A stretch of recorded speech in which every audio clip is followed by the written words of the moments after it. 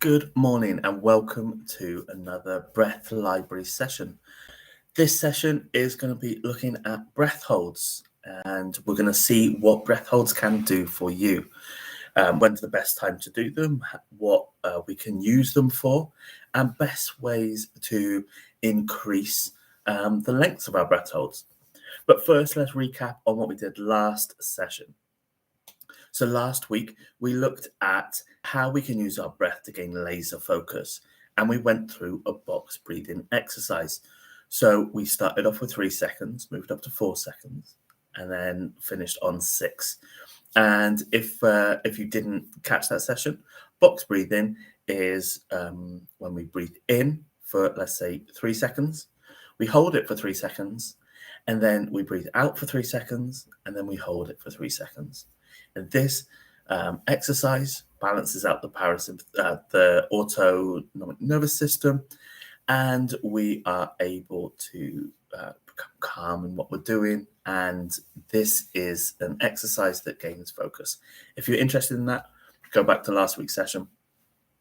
I also set a challenge that if you were about to start a project, a task, an activity, and you wanted to have focus and you wanted to see how much more focus you could get, then doing this exercise before you started, be interested to know if that worked out for any of you.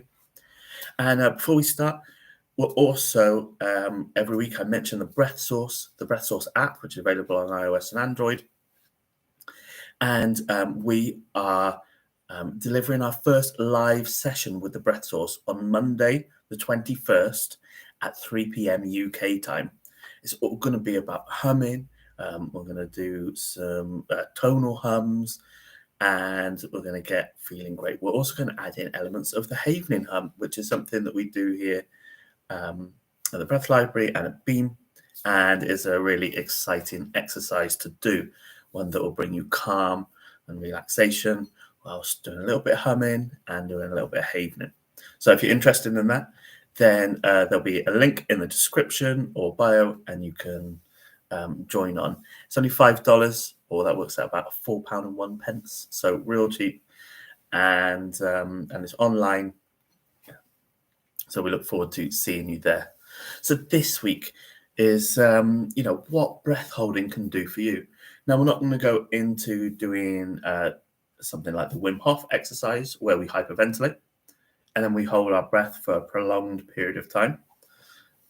That is, that's a great exercise, but that's not what we're going to be doing today. We're going to be using smaller exercises to improve the right here, right now. So the first one, when we do hold our breath, we can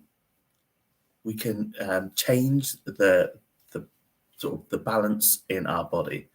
So whenever we are breathing normally at a resting state, then we're just breathing in and out, and everything is nice and balanced. The balance between oxygen and carbon dioxide is as it should be. And when we breathe in and breathe out and then hold, then we start to change that. And even when we breathe out and then breathe in and then hold, this changes the balance as well. And what we're doing is these exercises focus on breathing in, breathing out, and then holding. So we're holding on empty lungs, or so oxygen deficient lungs.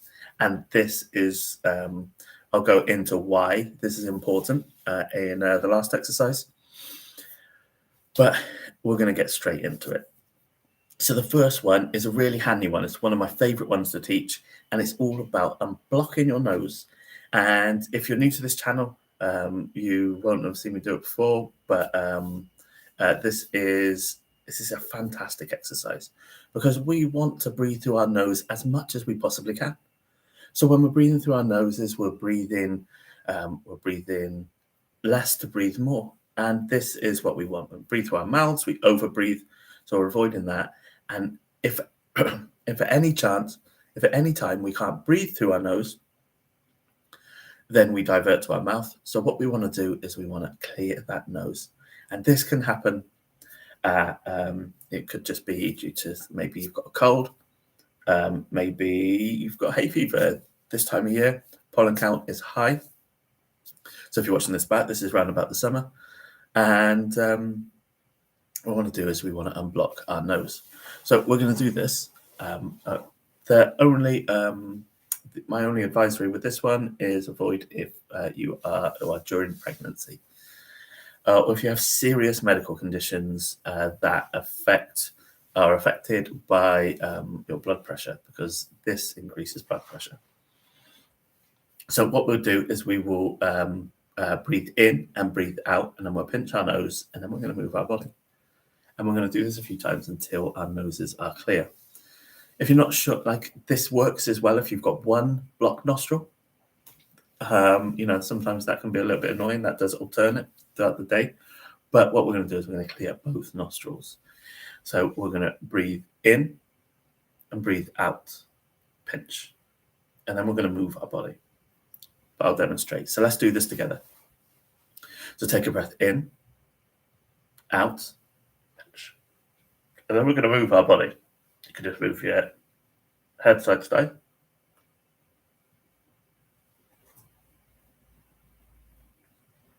Not too violently, but we want to get our body moving.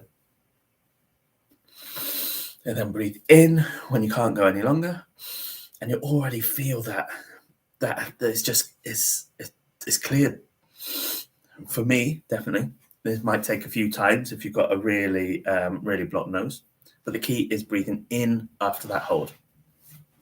And this works because we are creating a pressure around the sinuses. And when this releases, everything relaxes. We are also pulling carbon dioxide and, more importantly, nasal nitric oxide in our nasal cavity. And this is a vasodilator. So this opens up the blood vessels. And this is a really important molecule. So this starts to pull. So we'll have excess of it. So then it's like a rush, a clear. And that was just, the importance of moving our body as well is we're building up that metabolic activity.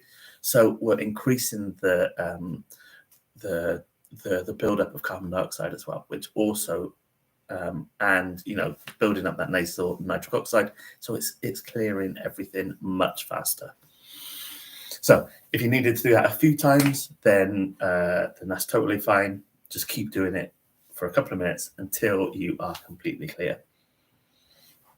So the next exercise that we can use breath holds to help in a normal situation is if we're in a state of panic or anxiety, or we're trying to help others who are panicking or a little bit anxious. So this exercise is an oxygen advantage exercise, and it's called many small breath holds. And this works in the same way, and that we are we're controlling the breath. We're restoring the balance, and that balance is known as the Bohr effect. It's when the oxygen goes up and carbon dioxide goes down, and then vice versa. So there's always that sort of harmonious balance between the two gases that we've got. So this one, the oxygen advantage exercise, many small breath holds. Now this is used as warm-up exercises. It's to get used to our body, get our body used to just introducing that like slight air hunger, that build up of carbon dioxide, which is something that if you are a dysfunctional breather, this is an extremely useful exercise. So what we'll do is we'll breathe in, we'll breathe out, and then we'll pinch. And then we'll just go 1, 2, 3, 4, 5. Breathe in, out, and we'll return to some normal breathing just for about 10 seconds before we repeat it. We're going to repeat this 3 times. And I'll let you know, I'll guide you through it all the way. So you can do this sat down, stood up, led down. This exercise is suitable for all because we're only doing a light breath hold. So this is This exercise is for everyone. Okay, so when you're ready, breathe in through your nose, out through your nose, and pinch. Breathe in, and then return to normal breathing just for 10 seconds before we do it again. I'm just going to do this 3 times altogether.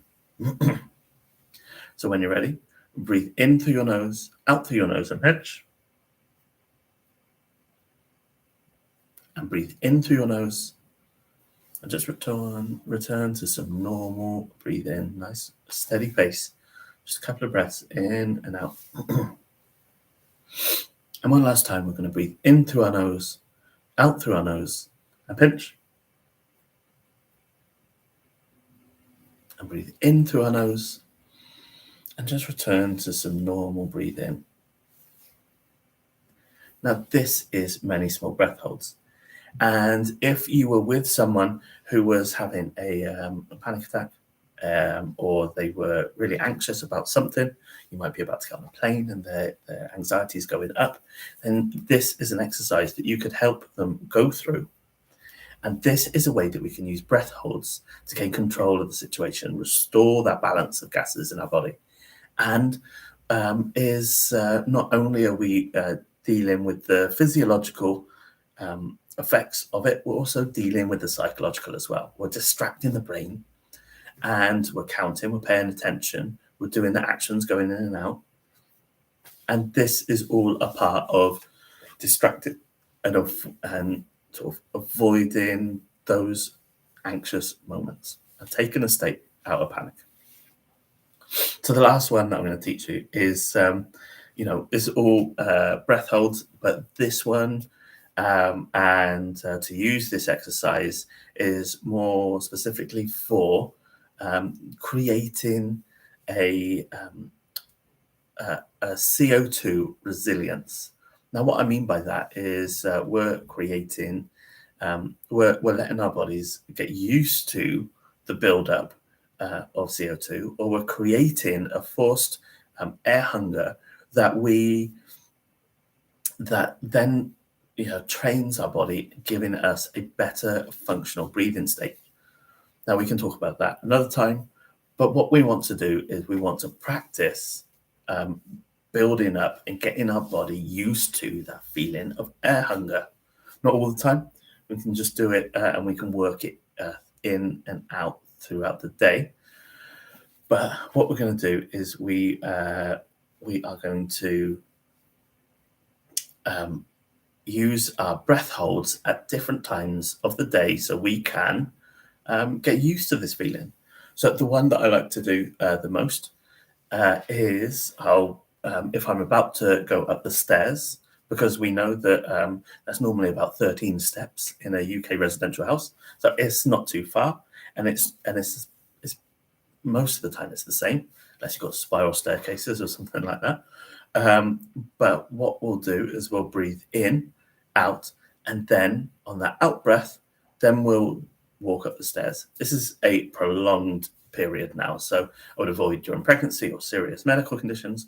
But what we're going to do is, we're not going to do it right now, but the exercise is to breathe in, breathe out, pinch, and then go up the stairs. We're going to be engaging in that metabolic activity. We're going to be creating a higher level of CO2, because when we use our muscles, this is the body creates that carbon dioxide, and we'll be tilting the balance in the favor of carbon dioxide. And this creates a stronger, more resilient body when it comes to breathing. So that's these are 3 very easy tips on how we can use breath holds in our everyday life, and to whether that is just to help us breathe more clearly, stop anxiety, or create a CO2 resilience, which will in turn give us a better function of breathing. So my challenge to you is to use one of these exercises. It might be unblocking your nose. It might be just holding your breath when you go up the stairs. Now, the important part is to make sure that you're holding your breath on an exhale, because it's a different reaction, and the body will be like when we hold it on the inhale, then we're holding all the oxygen there, so it takes longer for that balance to happen. So that's why we do it on the exhale, empty lungs, and that is the way that I propose that we do this exercise. So challenge, one of those three: clear your nose, anxiety, or CO2 resilience, where you're going up and down the stairs. So next week's session, we're going to learn how to move our breath. Now, this is going to be a guided session. So we're going to focus on just one part of an exercise that is practiced by Haytas monks, dating back to the 11th century. This is really, really interesting. We'll give a little bit of sort of history about the exercise, and then we're going to do this together. And we are going to focus on moving the breath. It's a really lovely meditative practice, and one of my favorite breathing exercises. And don't forget, on Monday, 21st of August, 3 p.m., we are going to be live with the Breath Source. You can get your tickets. It's all virtual, it's all online, so everybody is welcome. And we look forward to seeing you at that class and next week for the next Breath Library session.